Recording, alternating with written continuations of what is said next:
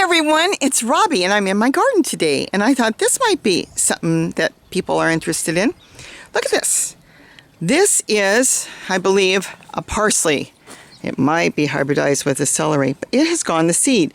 Now the seeds here are not mature yet, and if I wanted to collect the seeds, I'd have to wait. Well, I think the flower has opened already. So what you could do is, if you've got birds, here's some. If you've got, still not mature. If you've got birds, you could cover this with tulle to make sure the birds don't eat it. If you don't care, like I don't on this, I can just let them finish and mature on the plant, collect the few that make it, and then I could either save it in an envelope. I use, you get all the, I'm going to call it junk mail, and there's envelopes in there, apply for this. I keep those envelopes inside, and I write on there what it is, and then I just save it. So I could save the seeds and plant them later on if I want. I can plant them now. I can plant them anytime I want. So with that, I would decide on, in your garden if you want to save them. If you want to save them, cover the seeds with tulle. On this one here is Swiss chard. Now this is red Swiss chard. And this is also going to seed right now. So a lot of things are going to seed. Now this, of course, is nowhere near ready. It's still green and it will turn brown. Let me see if I don't think I've got any brown around me. Not here. But this is the same thing. You probably won't have to cover this. The birds will eat some of the seeds, but there's so many. There's thousands and thousands. So you'd be able to collect enough seeds. Same thing. You can gather them up when they're brown, throw them around your yard in containers and the ground, wherever you want, and plant them, whenever you want. So collect some and toss them around. There's another Swiss chard. That's a green one, and that one's going to seed, as you can see. Let's see, what else is going to seed? My eggplant has gone to seed. And when I say that, see when they turn yellow like this? You don't want to eat them like that. Actually, I can smell it from here. Kind of got an odd smell, but you can take the yellow eggplant, cut them open at this point, and collect the seeds, or slice them up and plant them just the way they are. Just slice them, thin slice, like you'd slice a cucumber. And you can just lay the slices in the ground and they will grow. But yellow eggplant is ripe. Purple eggplant is not. See, that is not ripe, and that's coming in for dinner tonight.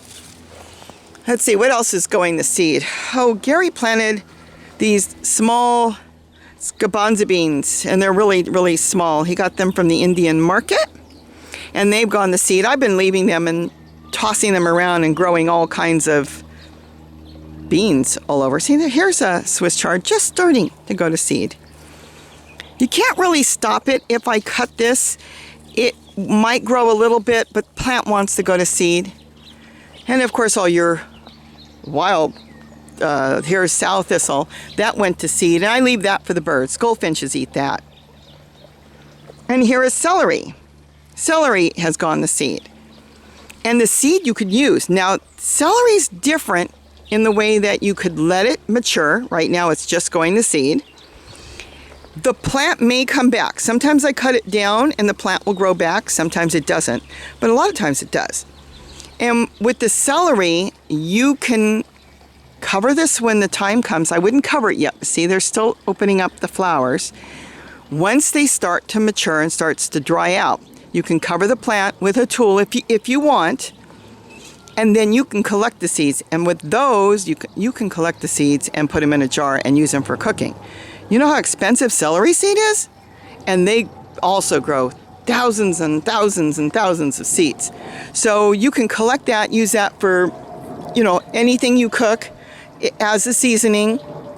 You could cut back on salt and use celery seed. And then, of course, the seeds, you can plant the seeds as well. And you don't need a lot of celery. This is all celery going to seed there. And let's walk over here. What else is going to seed?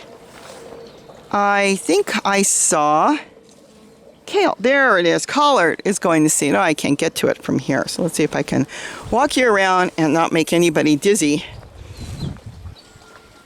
See? This is collard. Collard and broccoli look just alike. And it starts off as a flower. And then once the flower is pollinated by the bees and whatever, you end up with these pods. Now these pods are not ready. They have to stay on the plant and they will have to turn brown. These are a favorite of the wild birds. So if you want to collect your collard seeds, I would suggest you cover them with a tool. And that's that material. And then the birds won't be able to get to it because they love this. To them, this is like candy. They get in there and there's maybe 10, there could be anywhere from 5 to 20 little seeds in some of these pods, and they're very tiny little black seeds. They will strip them open. Now I have, as you know, tons and tons of collard growing here. My collard is growing everywhere. So I don't worry about the seeds, and usually the birds don't get every single seed. And I can grab a couple seeds here and there and then just drop them somewhere and then they will take off. That's probably why I have so much collard. I would say, technically, your tomato has gone to seed.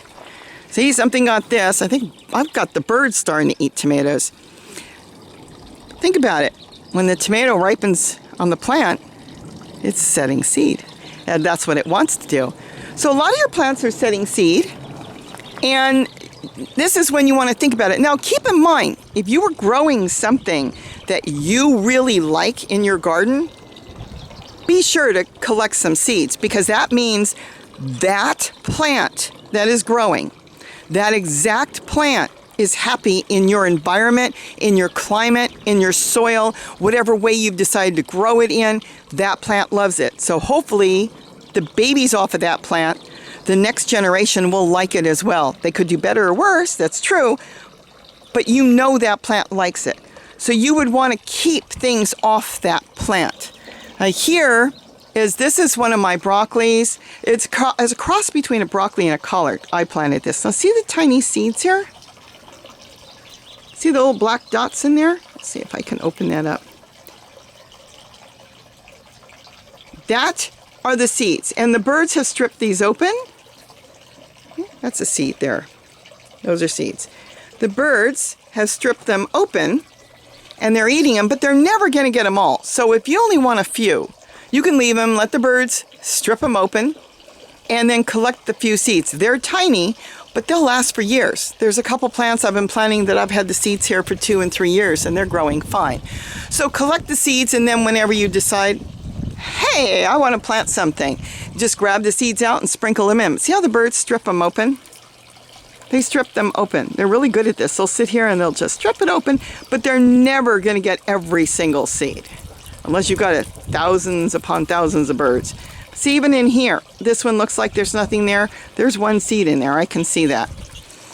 So they're not going to get them all. So with that, just make sure that if you like your plant, you like the taste, you like the way it's growing, be sure to collect at least a few seeds. You have nothing to lose. You put the seeds away, you don't want to plant it, you changed your mind, that's fine. You haven't lost anything. What you have lost is if you don't collect the seeds and you go to the nursery or go somewhere and try to plant the same plant and it won't grow, the plant that grew before was the one you wanted to save. Because there is times that you would just think that you can't grow that. You were told it won't grow in your area, it will not grow. And then you find a plant that's fine, even though they're not supposed to. So try to collect the seeds from your area. I know my walking onions, no matter where I stick them here, do really, really well. These are babies. That's technically, it's going to seed. They actually do not produce seed. And see all the babies? So you definitely want to keep the seeds from your own plants and your own garden. That's the best way. And a lot of plants, you don't do that. You separate them. You propagate them differently. Tomatoes, that's a good example. You can collect the seeds off of tomatoes, or you can do cuttings. You can cut, there's a certain way of doing cuttings off of tomatoes, and then you can grow your own. Now, keep in mind, it's going to grow slow because the first thing it has to produce is roots. And that's why they grow so slow in the beginning. They're producing roots. Once they have a root system, they will take off. But before that, you'll think, wow, I planted this thing, it's sitting for weeks doing nothing. It is doing something, but it's producing roots first. So I thought I'd just do that because that's what I'm doing in the garden, going through my garden, deciding what seeds I want to collect, which ones I may want to cover. And I thought I would share that with you.